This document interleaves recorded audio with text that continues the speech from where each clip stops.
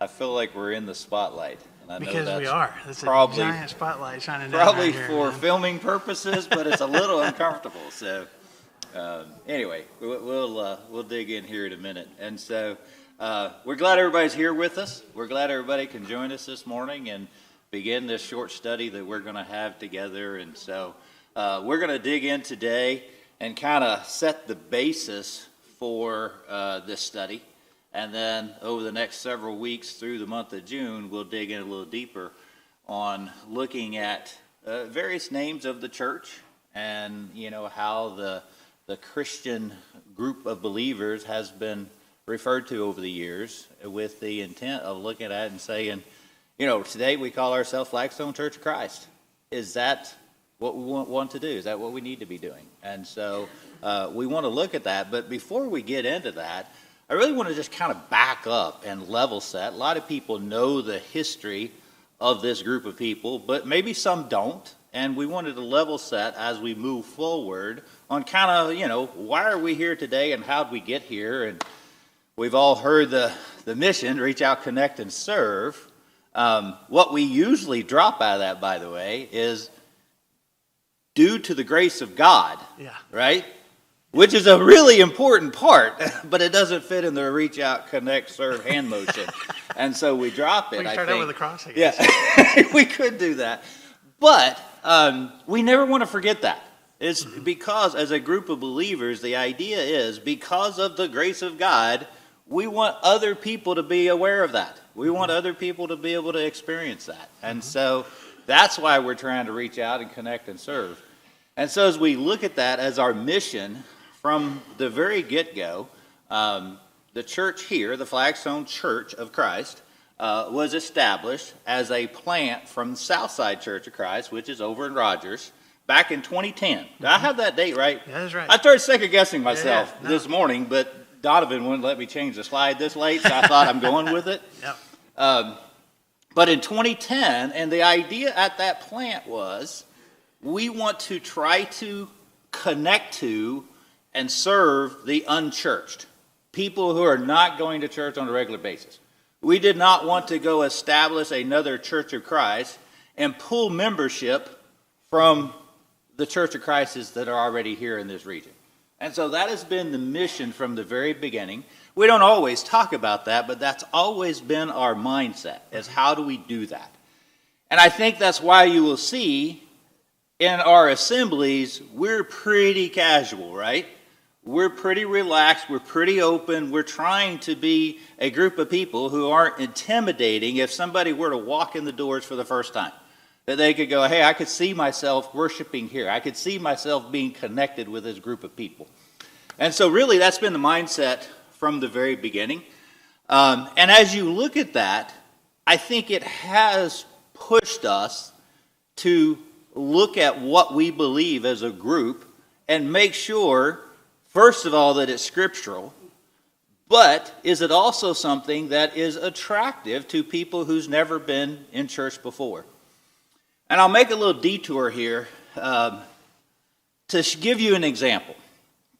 So I was raised in the Church of Christ. I've been in the Church of Christ since I was born. Like wee little kid, always attended the Church of Christ. I know nothing but the Church of Christ. My family, my ancestors all grew up in the Church of Christ. Rumor has it that my great-grandparents helped establish the church in Kibler, Arkansas called Pleasant Valley Church of Christ. Like they were there when it started, in the valley, so to speak. And so I have generational knowledge of the Church of Christ. Guess what I don't have generational knowledge of? Anything else. Any other denomination? Anything else. And so I know I have a bias. I interpret things through my lens, and my lens is Church of Christ. And a very conservative Church of Christ, I might add. Very conservative. And so there are things that we're looking at and studying that pushes my comfort zone tremendously, okay? As the elders have all met and talked, and the ministers, what we've come to realize is we all have that bias. So we were all raised in the Church of Christ. I've yet to establish, but EK told me this morning, there's EK, that with the exception of Chris, all of the elders here and the ministers were raised in the Church of Christ too. We grew up going to Church of Christ. That's what we know. That's what we are comfortable with. That's what we understand. And Chris has been in the Church of Christ for a very long period of time, sometime about the time Chris and Connie were dating, which has been a while, right? We'll just say a while. And so several years ago, it was just pre-COVID, we got together over at Chris's office and as a group of leaders said, we want to start studying certain topics from a fresh lens and really decide what we believe. Not what's been handed down to us, not what is Church of Christ tradition, but what do we really believe? And so we started down that process, identified some topics we were going to go study, and then COVID happened. And literally, during the COVID era, we'll call it at this point, the idea was, well, here in a few weeks, when things get back to normal, we'll do X. Right? You remember that? Unfortunately, it lasted for 2+ years. Yeah. And so it was postponed, and then so once we came back together here, and as you know, this was built during that same time period. And so as we got back together, we said, okay, now let's go back to this. Let's get back to it. Because the mission hasn't changed. It's still reach out, connect, and serve. What are we doing? And I don't know what slide is showing up there. I'll get to that in just a minute. But at that time, before COVID, if you remember, if you were here, we were worshiping in the old building, and on any given Sunday morning, we were searching for an empty chair. Right? Remember that? We'd go find folding chairs in the back. Well, there were plenty right around the stage. Right up front next to you. Right? And so, honestly, there was a little bit of we don't want to grow too fast because we don't have anywhere to grow right now, which is what created the idea of building this, is we need more room. And so, as this came open, COVID's happening, the urgency, I think, became more, at least in my mind, is, well, now we've invested this sum of money to have this space, and the group, the size, and I know size is not the most important thing, but we're about the same size we were over there. So now how do we go? How do we get going? And so that's really the basis behind what we're talking about here. So that's why we're digging in right now. And that's why this topic, and there'll be other insight topics to come. That's why we did the role of the women. And so I just wanted to kind of level set what brought us to here and why this particular basis. And also just to kind of rest assured that there's none of the leaders wanting to just create change for change's sake. It is all about what helps us accomplish that mission, and is something keeping us from that, or is something going to lead us to that quicker? That's it. And so I do hope everybody believes that and trusts in that, because that's the truth. That's where we've been for several years now. And so that's what brings us to this study. So when we think about a name, what is in a name? And so there's several slides up there, and I by the way, I'm going to hate to have to do this morning, but I'm going to have to. The slides are behind me. They're not in front of me, so I got to turn my back on you to read those slides. And so I'll do that. And I'll try to be real loud. I usually don't suffer with that. But what's in a name? Let's go to the next slide. So as we display these, I want you to say, hey, this is what comes to mind when I see that name. So first name up there, what do you think? Car, what else? Expensive. I heard expensive, yeah. Luxury. Yeah. Quality. Switch it, Donovan. What do you think? Car. What else comes to mind? Imported. Do what? Cheaper. Fuel Efficient. Yeah. Yeah. So I remember when Hyundai first came out. One of my best friends bought a Hyundai when it first came out. Back in about, it had to be early 90s. It needed a special latch in the floorboard so that when you were going up a hill, you could put your feet down and help. Like, they were not high quality cars when they were first built, but they were cheap, which is why he was driving it. And so really Hyundai has an opposite view or vision, not vision, but value placed on the Mercedes, right? Anybody drive a Hyundai today? Scotty's loud and proud. I love that. That's the guy in charge of our money. He's cheap. The deacon of our budget drives a They're not luxury these days, are they? Yeah, they're pretty interesting looking car. Let's go to the next page. What comes to mind now? There's some people in the room that probably don't even know what that Yeah, is. there's something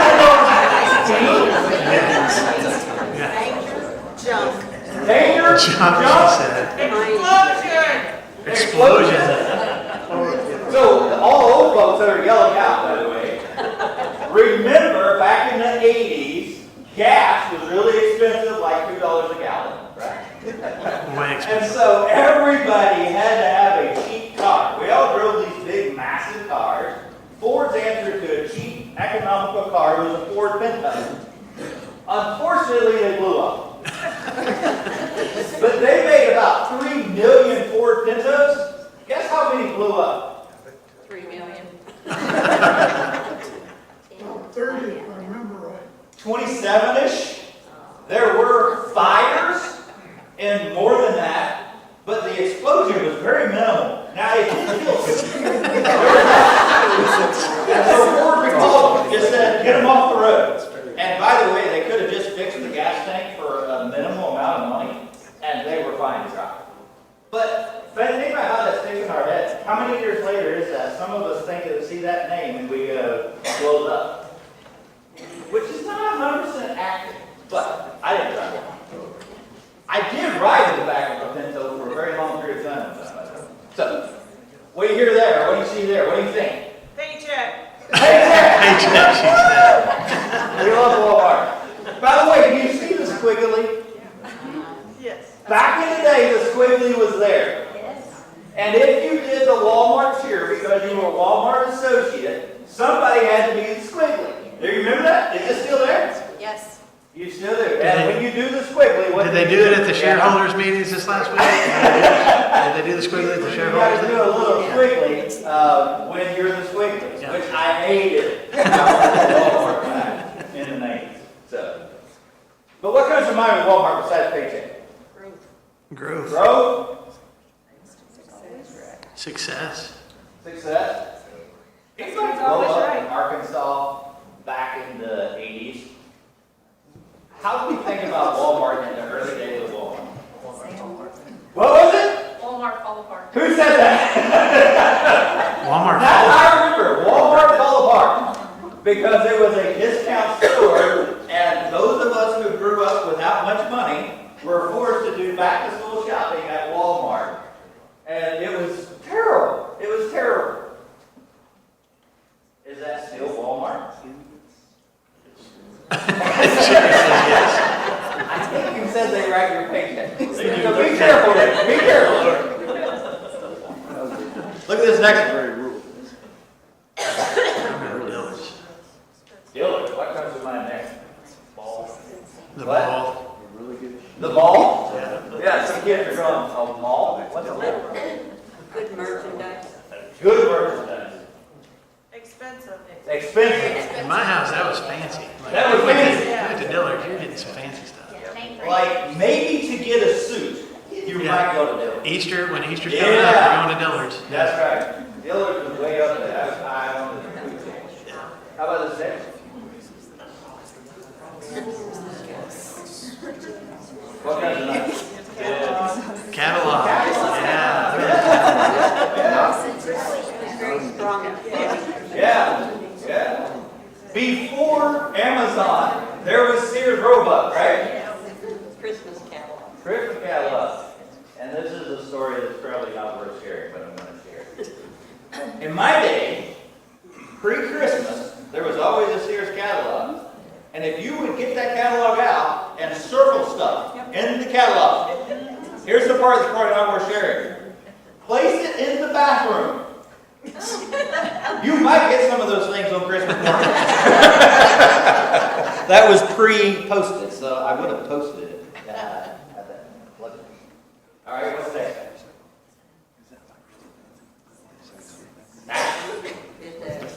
Saks, Fifth Avenue. High end. We don't have one. We don't have one. And we hope we never get one.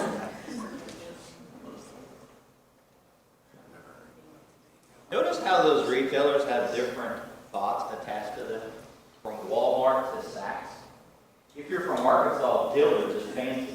If you're not from Arkansas, you go to Dillard's and go average department store. Particularly if you grew up going to Saks, Yeah. right? So it's interesting. Everything's a matter of perspective. Let's keep going. I'll take you through my second. Levi. Jeans. Jeans. Is that all they make? They make a whole gamut of things, right? But we think of jeans. Next one. Jeans. Oh, what's the difference between Levi's and Cowboys? Boot cut. Wranglers, that's what Cowboys wear, right? Is that true? Yes. It may be true today. Was it true when Levi's first started? Levi's was the jeans of the Cowboys way back when. So this next one.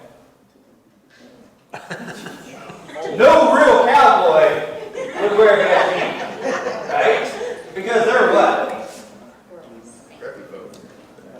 It's like an urban brand, right? Yuppie brand.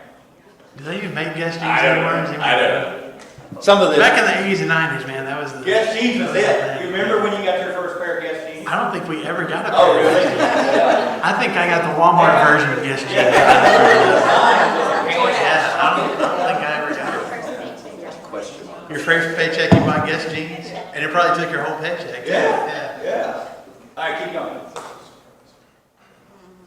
Anybody who's had a boy, did you consider the name Judas? My neighbor. Hey, really? I've never met a Judas. How about this There's next two one? in my neighborhood. Anybody know any Benedicts? Why is that? Because of Benedict Arnold. Yeah. Yeah. Both of those are associated with people who did do good stuff. And so it's really kind of taken those names out of consideration for years, right? Several years. So what's the point here?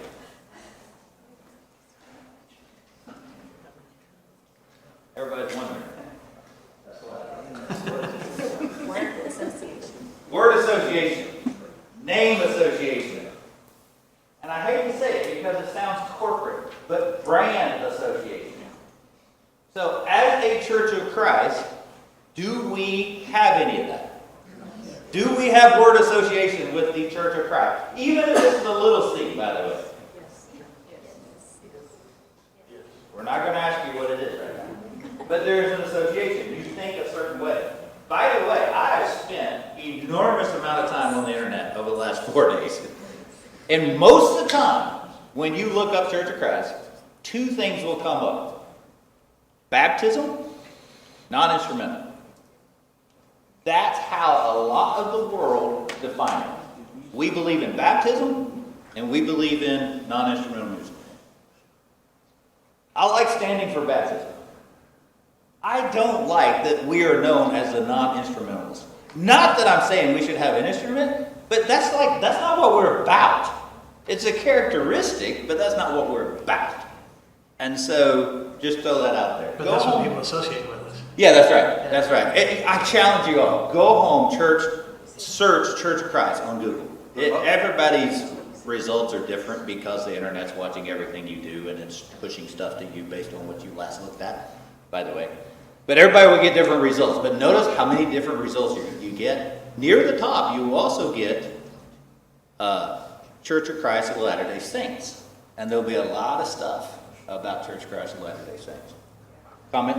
I was just saying on the music thing is that a lot of people say you don't like music. Right. It's not the instruments. They just Right. say You just don't like music, period. I was like, Yeah. no, that's not true. Yeah. By the way, Wikipedia actually does a very good job of defining the churches of Christ. Go read the Wikipedia on the churches of Christ. I was impressed.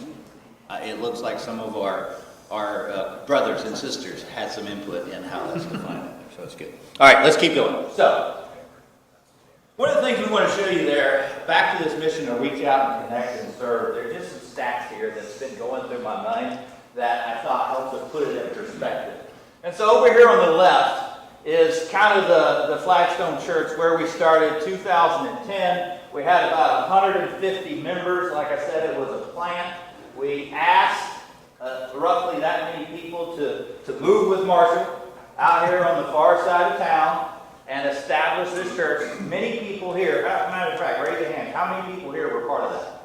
Well, I came. So not as many as I thought, but some people were a part of that, right? Set up as Church of Christ over there in 2010, about 150 members. In 2018, the only reason I know this, and this is a little bit of an estimate, but this is when we started talking about building a new building. We were roughly 250 people. Now, we did have a little different way of counting membership back there. We were having people put their names in the directories. And so we think we probably missed some folks that were attending with us, but they weren't in the directory. But there was roughly 250 of us back in 2018. If you look at where we are today through one church, there's about 400 of us in one church. When you look at the growth, that's about a 67% growth rate from 2010 to 2018. That's phenomenal, isn't it? That's huge growth. Would you agree? Yeah. If you're in business, would you take a 67% growth rate in 8 years? All day. All day. But I ask you, where did that growth come from?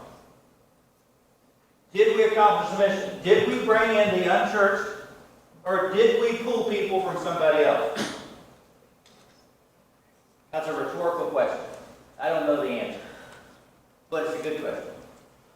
Then, in 2026, the vision, the cast that we've thrown out there, again, numbers doesn't mean everything, but it does give us an indication. We've thrown out this goal of 600. If we were to reach that from where we are today, that's another 50% growth. Still very ambitious. What was going through my mind is, are we growing because of just growth of the region? Like, are there just so many people moving to Northwest Arkansas that we're just growing because people are moving here and they're finding a new place to worship, and some of them are coming here? That doesn't hold true if you look over there on the right. So Benton County Census 2010, you had a little over 200,000 people. In 2020, you have close to 300,000 people. That's a 28% growth rate in Benton County. If you look at Washington County, they've had a 21% growth rate. If you look at both of those together, there's a 25% growth rate in the region the last 10 years.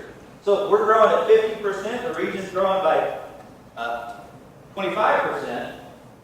We're growing faster than the region, so it's not just people moving in. So to me, that's encouraging.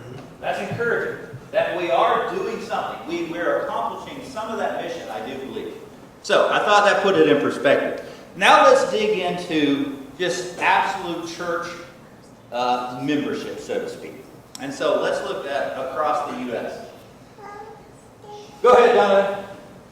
So if this comes from the year 1900, projecting out to the year 2050, and this is the alignment of people's religious faith according to the World Religion Database.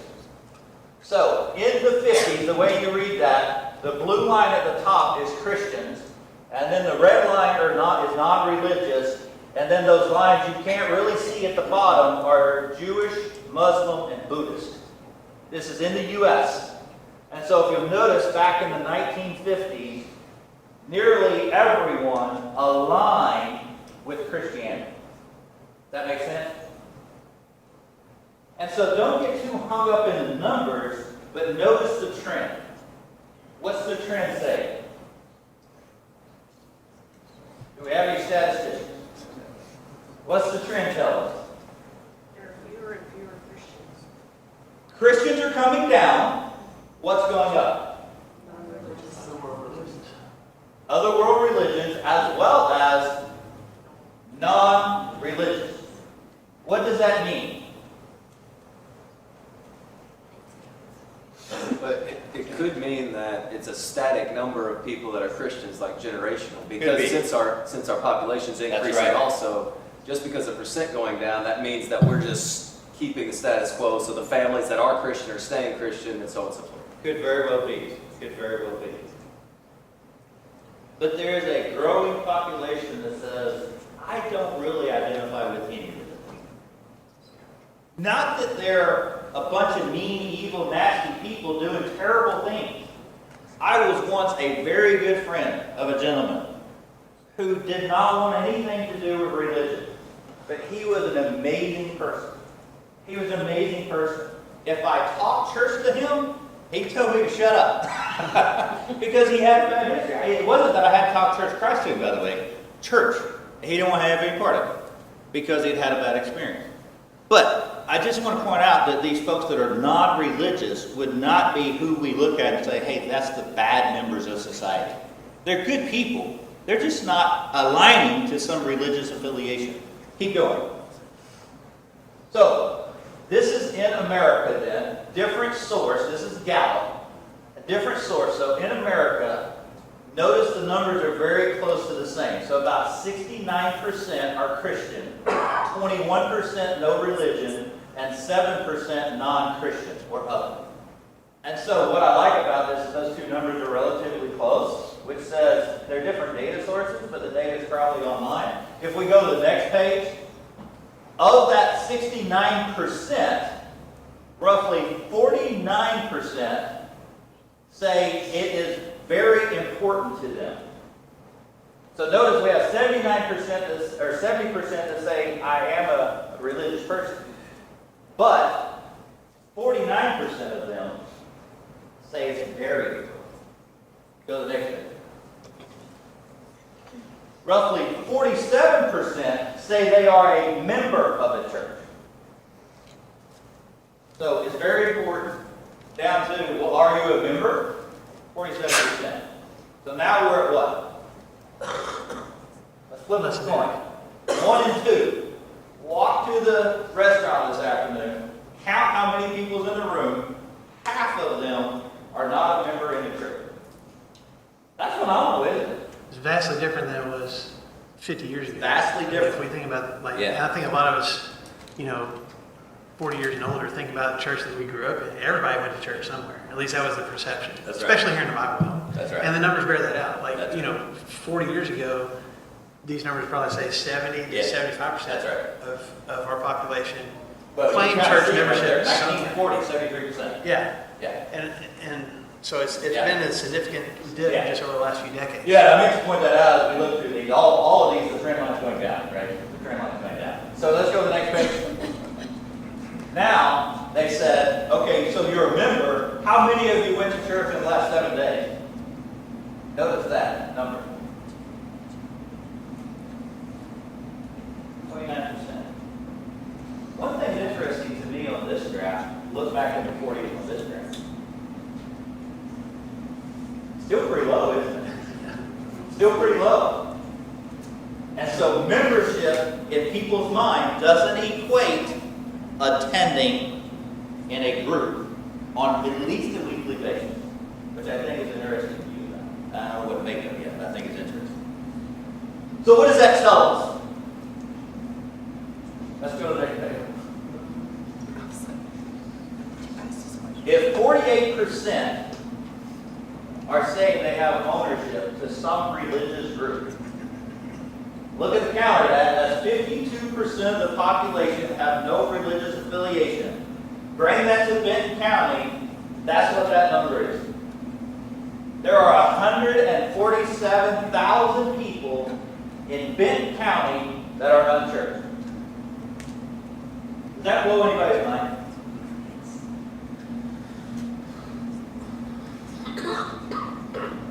It blew my mind. I'll be the first to confess, it blew my mind. 147,000 folks in Benton County. I didn't even do the numbers, including Washington County, because we think of that as North Lake region. So we don't have to go to Springfield to get to the North Lake. We can stay in Benton County. So, pretty phenomenal. Now, of that group, surprising also to me, in the top 4 is the Church of Christ. And so people who do claim a religious affiliation, 1.4% of Benton County people are a part of the Church of Christ, or they claim they're a part of the Church of Christ. That's how they signify their affiliation. 25% affiliate with the Southern Baptist, 8% non-denominational Christian church. By the way, when you look over time in these numbers, that's one of the few numbers that's getting bigger in Benton County. And then 2.5% Assembly County. And that's coming from that research right there. So, where does that lead? What does that tell us? Where's your brain right now?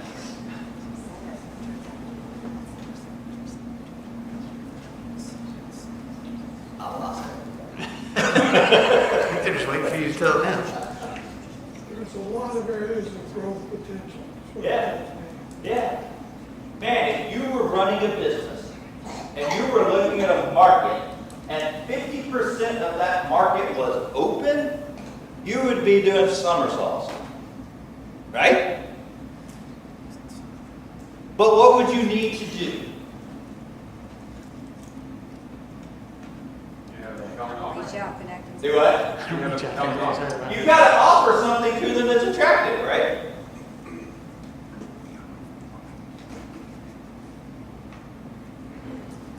Are we doing that? Is the question. Jump in.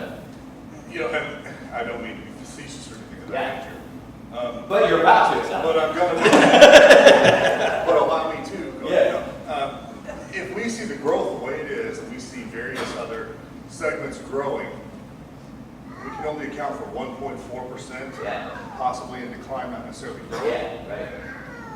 To your point, it doesn't look like we're offering what folks are looking for. Now, I'm not saying do we change our spiritual foundation or anything of That's that right. nature, but it's an eye-opener for us to take a look at ourselves That's right. and seeing if we are relating to the people we are trying to reach. I'm not saying changing our foundation, but I'm saying, are we there? Are we Yeah. reaching? Are we That's making the exactly right right. effort, or are we staying in our rut? That's exactly right. Well, I look at it and I wonder how effective we are in growing to be disciples. Yeah. So it's not offering something different. God Right. just asks us to be disciples.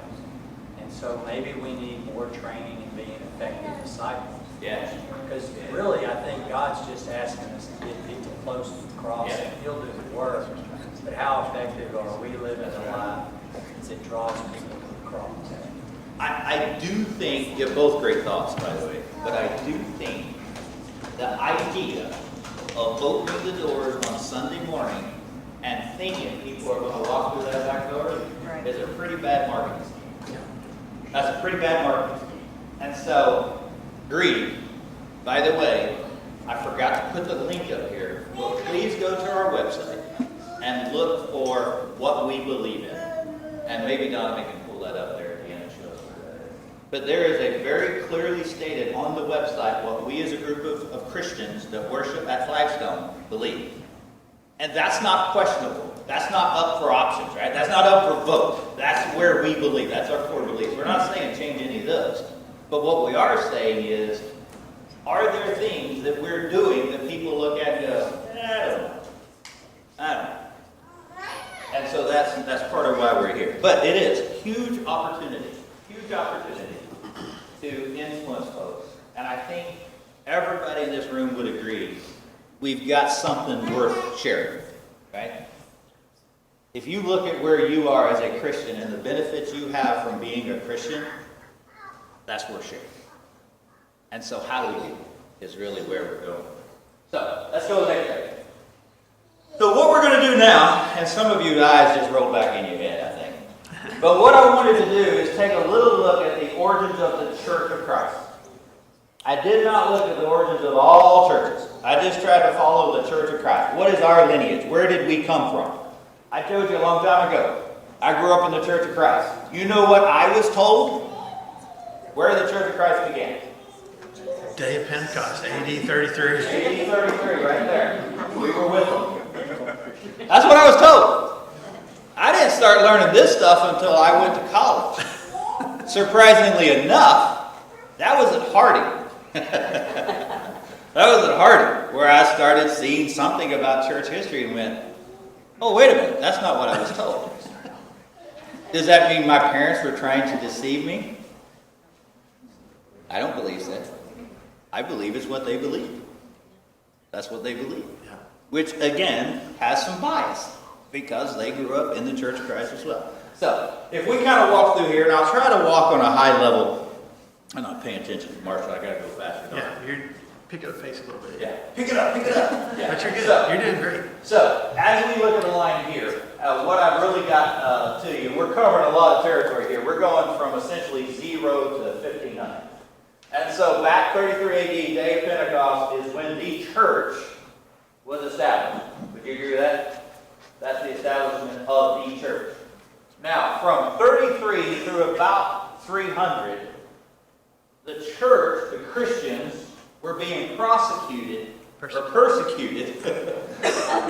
prosecuted. persecuted for their belief in Christianity, right? And they were under constant attack. Long about 300, 312, Constantine, a ruler of Rome, had a vision of a cross in a dream before he went to battle, and he won that battle. So out of that battle, he says, Christianity is okay. If y'all want to worship Christianity, if you want to worship Christ, it's okay. Then shortly thereafter, Theodosius, I think it is, the Great, made Christianity the official religion of the Roman Empire. Okay? So that took a little bit of time, but by the time we get to the mid-300s, Christianity is ruled by the Roman Empire. And from that point until beyond the 1500s, the church, Christians, was dictated by the state government, or the national government. Does that make sense? So as the king did, the people did. Now, was there probably factions throughout that had different beliefs? Likely so. But the religion was largely Catholic, and it was under a rulership of the government. Does that make sense? And then, does anybody know what happened around the 1500s into the 1600s? Turn the page, Don.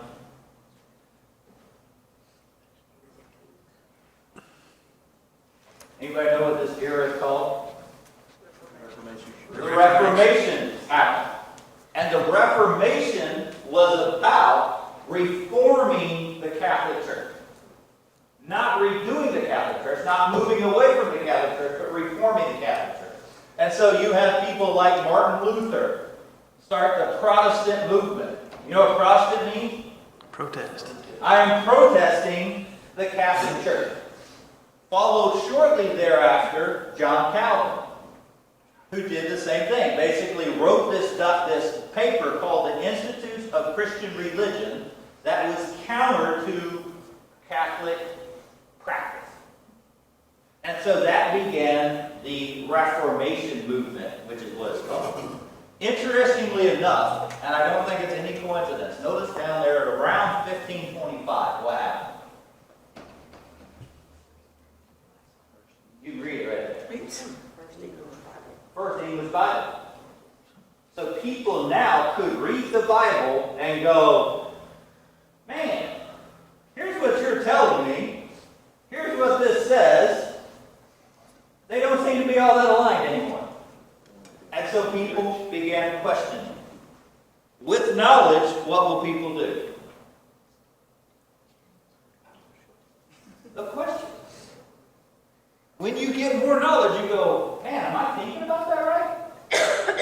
Which I don't know is too much different from where we are today. Where we go, hey man, I got more knowledge than I've ever had. I grew up knowing one thing, now I know this. Let me rethink that. So, along about 1572, you had the Presbyterian Church start, and it was mainly a disagreement with Martin Luther's group over the sacraments and church government. And so they said, hey, even within the Reformation movement, movement. I don't agree with how Lutherans are doing things. And by the way, that's where all these different names came from, right? That still exists today. Notice up there what happened in 1607. 1607, Jamestown was founded in the United States. 1609, the Baptist Church was started because the Baptist Church did not agree with infant baptism, which was largely what was being taught even in the Reformation movement. And so the Baptist Church was established. 1611, we had the King James Bible printed for the first time. By the way, King James was a Reformation person, right? And so they printed that Bible. There are folks who grew up believing that was the only Bible, right? Jesus spoke King James. Jesus used that. Right? But notice, Jamestown, King James, do you see any correlation?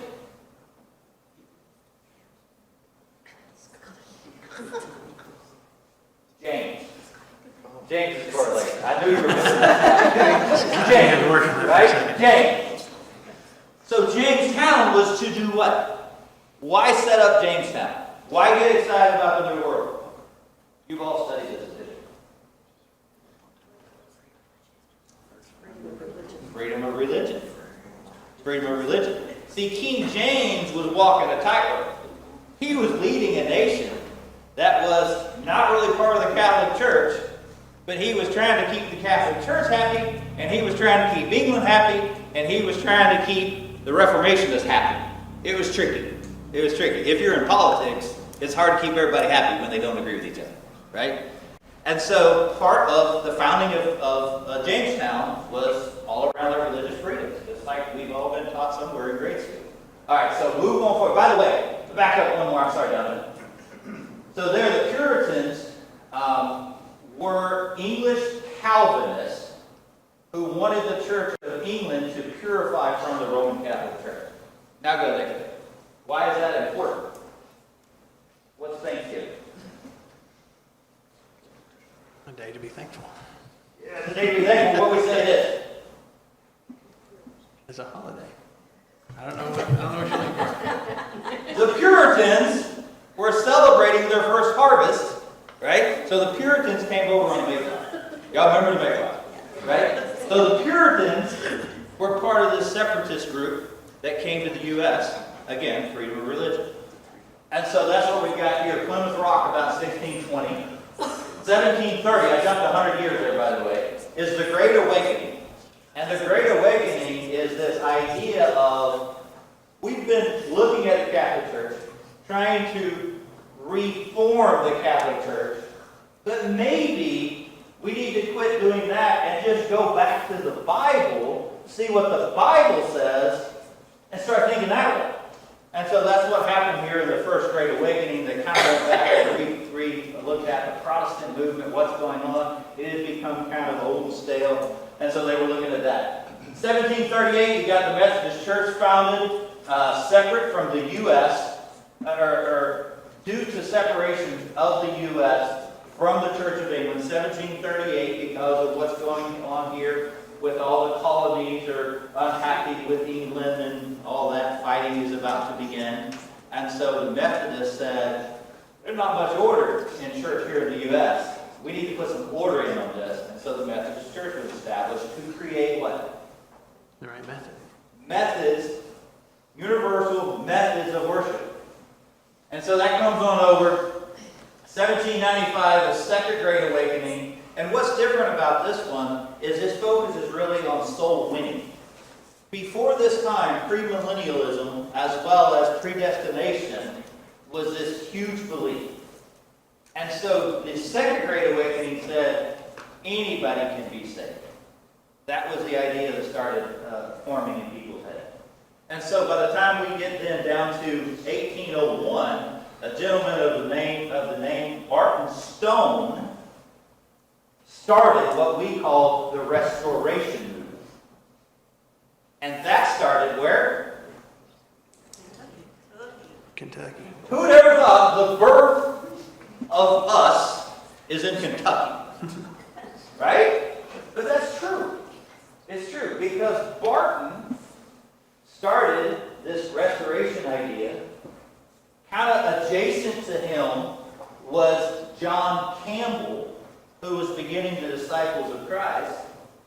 And then over in about 1830, they said, we're really trying to accomplish the same thing. We're trying to restore to the original teaching of the apostles. We should be unified in this. By the way, they disagreed on a bunch of stuff, including baptism, including infant baptism versus adult baptism, including the Trinity of God. Big stuff. But what they did say is we need to be together. We need to work together. Unity is more important than separating on these things, which I find very interesting. And so really where you get to 1832 is what we call the Restoration Movement. And you will see here on the next slide that those two groups of people from about 1830 to about 1900 worshiped together as a unified group. However, there were some disagreements. By the time we get to 1906, there was enough difference between the two. It was time for the census, and they were documenting what is your religious affiliation. And there was enough difference in the two groups that they asked this gentleman, back up, there you go. I jumped to 1906, I skipped 100 years of history there, but I'm out of time. So, David Lipscomb, anybody recognize that name? Lipscomb College, was the author of the Gospel Advocate. And they asked him, hey, is the Church of Christ a different group than the Disciples of Christ? And he says, it looks like we are. It looks like we are. So, at 1906, we were first called the Churches of Christ. What are your thoughts on that? So the Churches of Christ as a group is a little over 100 years old. In a 2,000-year history. That's interesting, isn't it? So now this is where I'm supposed to hand off to Marshall. And he has Zero time. about a minute. So how about we call an audible here? Next week, why don't we extend this one? Yeah. And then we'll push it back. That sounds good. So let's go to the very last slide, Donna. Part of the reason why I wanted you to take a look at this is we need to know where we came from. When we moved into 1900 to 2000, rather than looking at it really year by year, there are some eras of the Church of Christ. And when you look at the Church of Christ, there's some things that we stand for that are really, really good. And there's some things that people think about us that is not so flattering. And so when we go into that era, we would like to take a look at that and say, what does this mean? What does this mean? And there's probably some of you in here that lived it. There are probably some of you that can think about those stages and go, yeah, that makes sense. I remember when that was done. And I think it's worth seeing, because if you don't think about your heritage, you really don't recognize some of the biases you have because of that heritage. And we all suffer from that, right? So, go to there we are.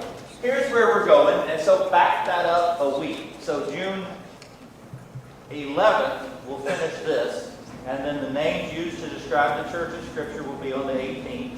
And then the impact the names have on the mission, we'll look at the 25th and then wrap up. Make sense? Hopefully we didn't bore you too much with the history. Any thoughts? Questions? We have 2 minutes.